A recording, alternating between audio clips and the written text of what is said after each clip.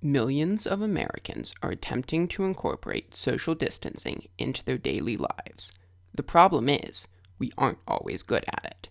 Gallup polls show that people's vigilance is starting to decrease as less people report that they are always social distancing.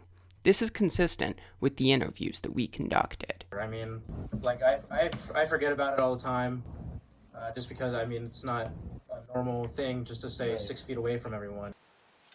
Yes, I have been trying to socially distance from someone and gotten closer.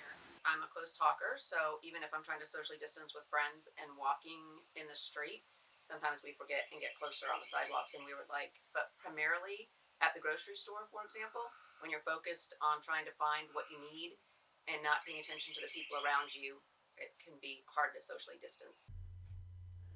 When a user enables the virtual barrier within the CoronAlert app, the phone will start listening for Apple and Google's Bluetooth Low Energy Exposure Notification System. In new software updates, Apple and Google intend to have all their devices broadcast this beacon about every 200 milliseconds. In other words, CoronAlert will be able to detect 99.2% of smartphones in America. CoronAlert will grab Bluetooth packets being broadcast.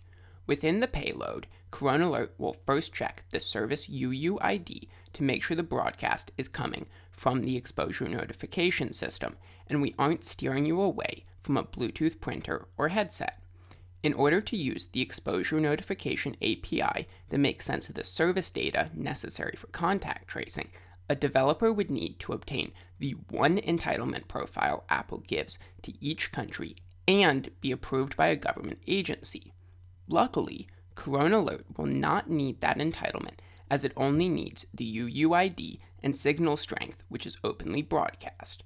Using the RSSI data captured every 200 milliseconds, CoronAlert can very quickly determine the approximate distance to the other device, as well as whether it is getting closer or farther.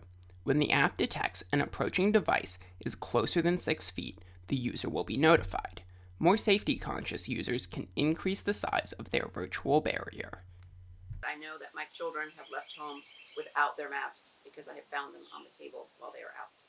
I definitely left my house without my mask. I keep it in my car now, but even if I'm not taking my car, I'd still like to be reminded. If a user wants to be reminded to bring protective equipment when they leave their house, all it takes is one click.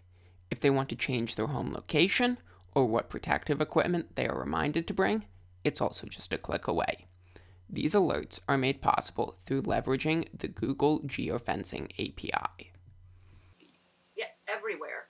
Home Depot, Lowe's is pretty good, Home Depot, some grocery stores. Walmart's good now, but it wasn't in the beginning of quarantine during the stay-at-home. It was crowded. Restaurants, even to pick up takeout, sometimes there's a lot of people in line in the parking lot just to get their takeout. First time I went to Kroger when I had to go for my parents, the store was packed. I have arrived at a place that was much more crowded. I actually arrived at Home Depot and was very surprised to see that it was not only much more crowded, but that people were not wearing protective gear like masks.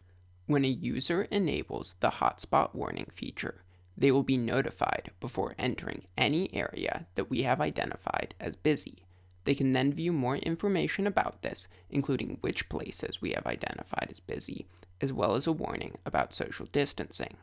Furthermore, users can tap on a busy place to see what safety measures have been put into place, such as one-way movement down aisles, that may help them better stay safe if they choose to continue. This is possible, once again, thanks to our friends at Google. The Google Maps platform collects anonymized, aggregated location data on its tens of millions of users. Historical as well as live data is then used to very accurately calculate how busy a location is at any given time. This popularity data gets exposed to us through the Google Places API. Combining this with Google's geofencing API, we can warn users when they go to enter a busy location.